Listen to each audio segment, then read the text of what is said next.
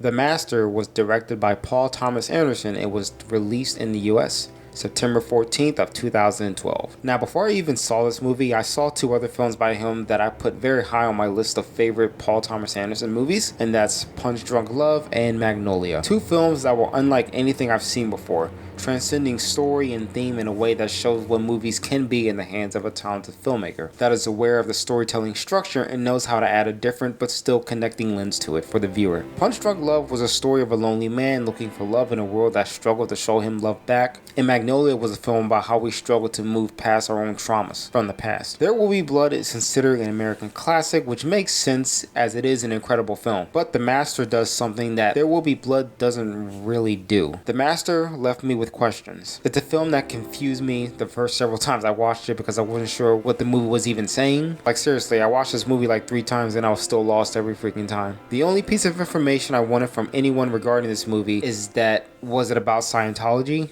And I guess that helped keep the whole movie in mind, but I was still lost on why it mattered that Scientology was utilized in this movie. So instead of doing a bunch of research on this movie, I decided to give this movie a break from watching it. And I kind of forgot how long of a break I gave this movie. But watching it after quite a hiatus gave me a perspective that I felt was very rewarding. The Master is a film that I feel can be a thematic successor to Magnolia. And yeah, I know that's a weird thing to say, but Magnolia is about the divine intervention that can give us the will to move forward when we least expect it to. It's a film that shows us that the path to answers and change isn't going to be clear, but something will encourage us to at least try, even if that encouragement comes from a rain shower of frogs. Spoiler alert, by the way, if you haven't seen the movie. Instead of everything coming together the way you're led to think they will, something utterly unexpected can appear out of a clear blue sky.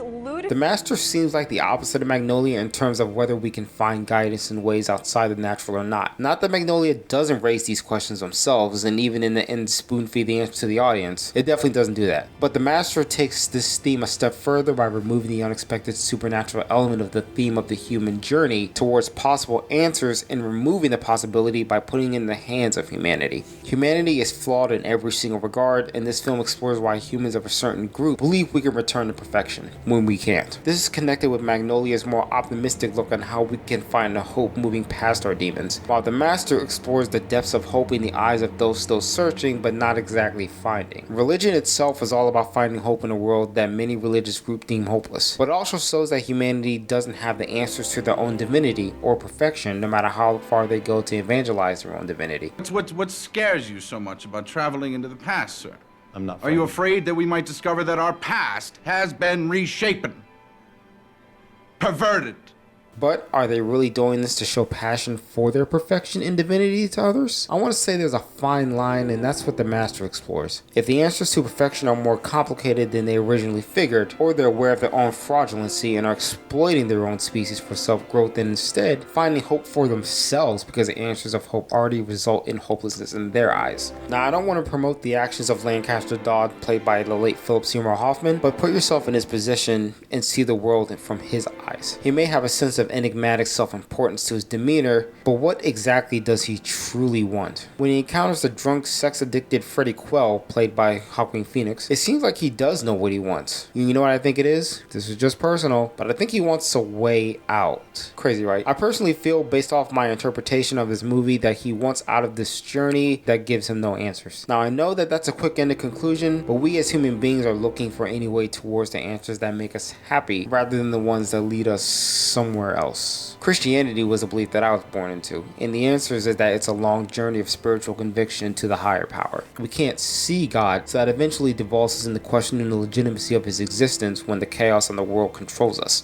What I love about this movie is that it starts to connect with you the more you think about it in terms of the human journey and how difficult it can be for the human race to look towards the unnatural when the world itself weighs you down. But not only is this movie discovering the difficulty of human progression towards supernatural answers, but it shows that we are still capable of peace and freedom from control. The interesting aspect of this movie is that it's about a man using the strive for freedom, peace, and perfection to mask the control they give in the form of hope, using their religion to compartmentalize people, isolating all aspects of what's in their way to pave a way they believe is meant for them. There's symbolism in the scene where they try to help Freddy fully understand their cause. They have him walk back and forth and eyes closed, having him repeatedly do such for an extensive amount of time. The scene eventually cuts to him standing against the glass in desperation for this to make sense, And later in the same scene, we have an open window slowly zooming with the perspective position with being inside the house looking out. Both shots have a panning closer to the character, showing the trust that Freddy has in Lancaster's answers in the isolation and entrapment that he's experiencing while not even realizing it in the moment. The whole scene was both unsettling and felt more alienating and uncomfortable than any scene in the movie, while at the same time the attempt of the characters is to give Freddy a sense of comfort and peace. A disturbingly ironic scene, if you want to say. The first time I saw the movie, I was rooting for the characters to bring Freddy into the position he needed to be in, but after watching this movie a few more times, I started to feel upset for Freddy. All I wanted for him was to just break the glass and run out of the house and just get on with his life and just live it. Speaking of which, I love how we get a glimpse of his life when he regrets not being with Doris. The film communicates that his biggest regret, which is not committing to Doris. He obviously needed a job, so he chose to join the military, but notice that he doesn't go back for her. Instead, he chooses a completely different path. This is what's interesting about this therapy scene. Now, I'm not going to go too in depth with this scene because Rob Ager does a very good job of analyzing this scene alone, so I'll just link the video in the description if you want to see it. So what stood out to me in this scene? Well, the scene where he's asked to close his eyes after the long stare he had with Lancaster, he transports himself mentally to Doris. Now, this is a very tender and heartfelt moment, but it feels like this moment actually works for Freddy. When he starts his journey to commit to the cause, does he actually know what he wants?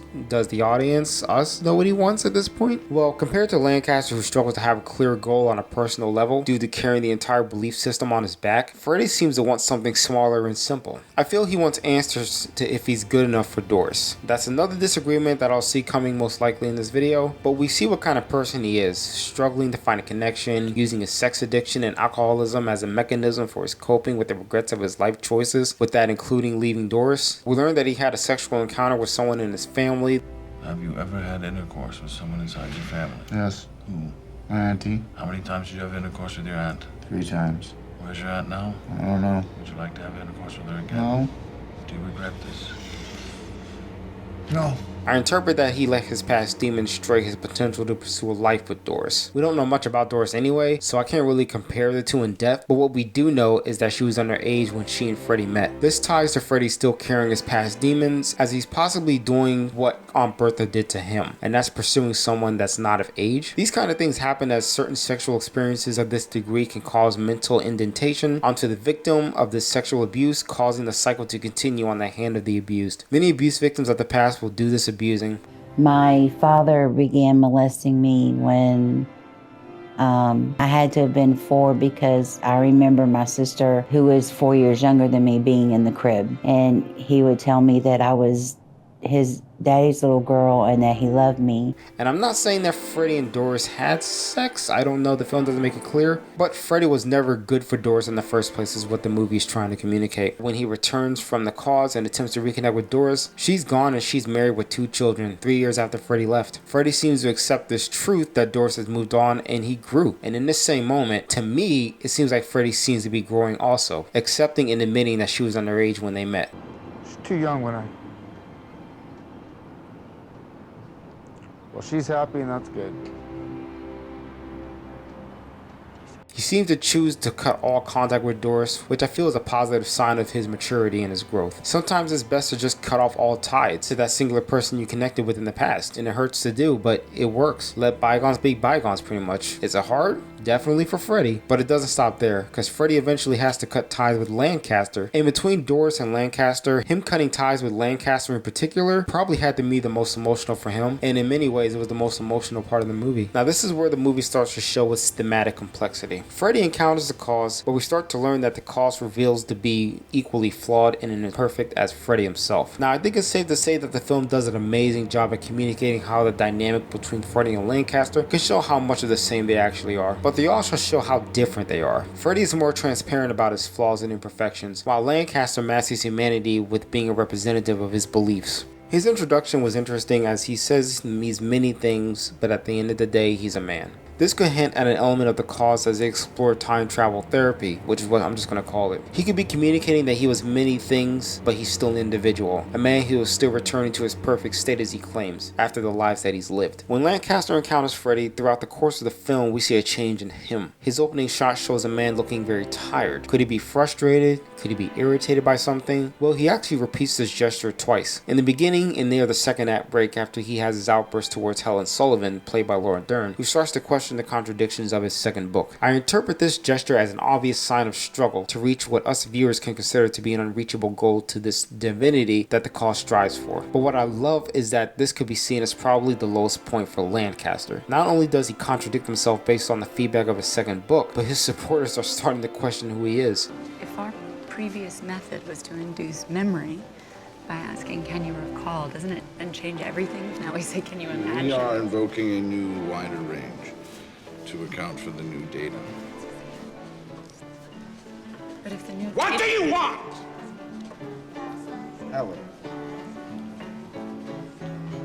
Now, he clearly hasn't failed since he has a school by the end of the movie that teaches this religion, but the first time we see this gesture, we see Freddy come into the picture and he asks for the drink that Freddy made. This harkens back to why I feel Freddy has Lancaster's essence to continue progressing. He uses his experiences with Freddy to progress his teachings.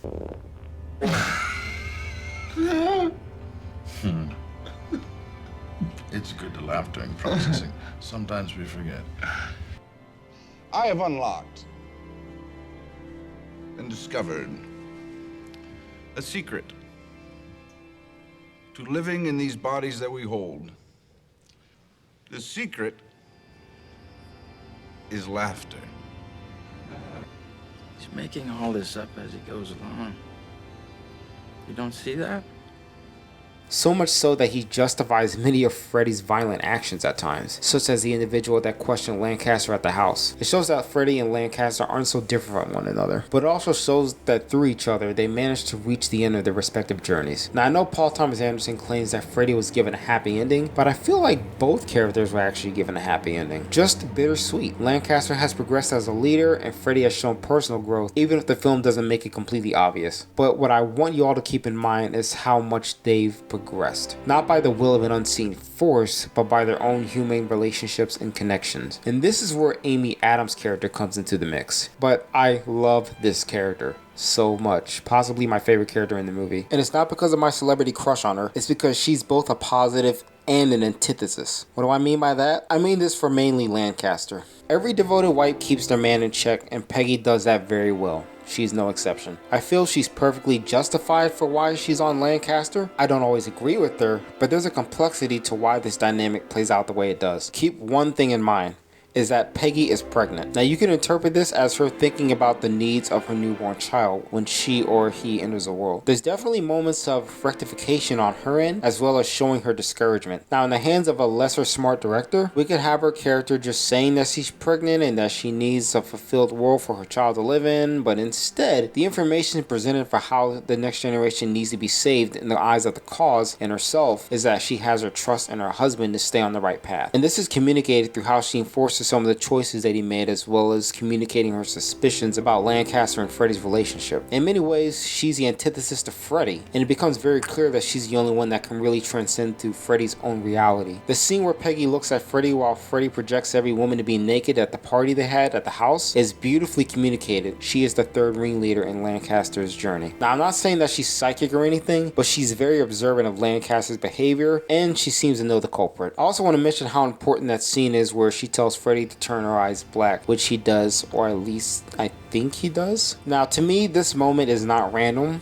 I did my research on black eyes, like jet black eyes, and while the transformation of her eyes aren't normal, they communicate something about her character being displayed with jet black eyes. And I decided to look these traits up on the website paymag.com, and did describe jet black eyes as secretive, optimistic, trustworthy, resourceful, confident, ingenious, practical, spiritual, passionate, and are natural born leaders. Now, the only one I'm going to eliminate is the spirituality one, because I think that the Scientology element isn't really spiritual but more scientific. But I feel like 90% of these traits that are described can definitely be attributed to the cause. They're secretive about what the cause is and what it's not. They portray optimism in their beliefs. They ensure the trustworthiness of the cause. They're resourceful in terms of connections and financial accessibility possibility until they weren't anymore. Where they got to where they are now has to be some sort of ingenious origination of ideas. They're passionate about the cause, obviously. I mean, why wouldn't they be? And I feel like the leader portion applies more to Peggy's indirect control and leadership of this family. After all, without the support of Lancaster's wife, I doubt they'd be where they are now by the end of the movie. Remember, they got a school. But has she really made progress as a mother? Well, let's turn to her daughter. She's clearly not content about where she is, and has probably been confined to her family's values and beliefs for a long time, and she's never really experienced some sort of freedom. Now, is this a marriage that she's not happy with? It doesn't really seem like it at first, especially when she tries to come on to Freddy later in the film, and she is not pulling back after Freddy resists. Does it show that Peggy is not a perfect mother? It mostly shows that their identities cannot be perfect, let alone evangelized to the journey of perfection, because they're only human. But then their daughter turns on Freddy after Freddy's decline, saying that Freddy actually comes on to her. I think he wants me. I think he's in love with me. Now, why does she do this? Probably because she knows that there's no way out? I'm overreaching because she doesn't really have a lot of scenes, but it does show that Freddy's journey leads him into a more free life away from both his demons and the cause. I think what I finally want to say is that this movie is said to be about Scientology. Now, I agree 100% with that. After all, the film does explore how the cause and Scientology share goals of repressing and eliminating past traumatic memories, and I do find it interesting how both Magnolia and The Master are about the coping of past traumas. Now, I want to add one more detail about the processing scene. I noticed something pretty interesting about the film that never has explicit establishment. Now, I established earlier that the cause was about tricking the psyche into recalling past lives. When Lancaster does his processing with Freddy, he uses this tactic to help establish his past experience. But Freddy isn't recalling a past life, he's recalling a memory. A memory and a recalling of a past life can probably have some interchangeability to it, but the film shows that the cause can hypnotize people by tricking them into using their imagination and pretending it's a recalling past memories. But what Freddy's doing is recalling past memories, which Helen questions Lancaster about later in his book. If our previous method was to induce memory by asking, can you recall, doesn't it then change everything if now we say, can you imagine? We are invoking a new, wider range. Can you imagine allows for a more creative pathway to the mind.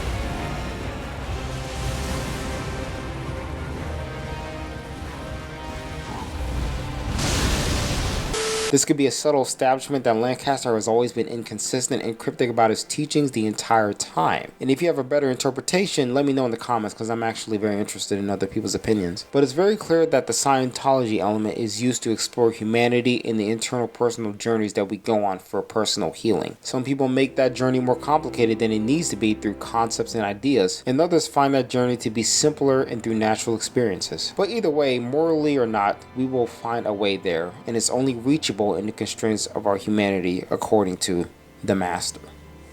Now, I hope you enjoyed the video. I want to do more analysis type videos in the future. I took some time off to think about what my strengths are, and I've never felt more comfortable and confident than I have since I did my review for The Edge of 17, where I felt like I had a full grasp on the film. Because of this epiphany, I'm going to rework my Blair Witch review and shape my personal thoughts the way that's comfortable for me. With this, I'll be able to shape the true identity of my channel. So with that said, hit the like, sub, all that other crap, and peace out and love y'all.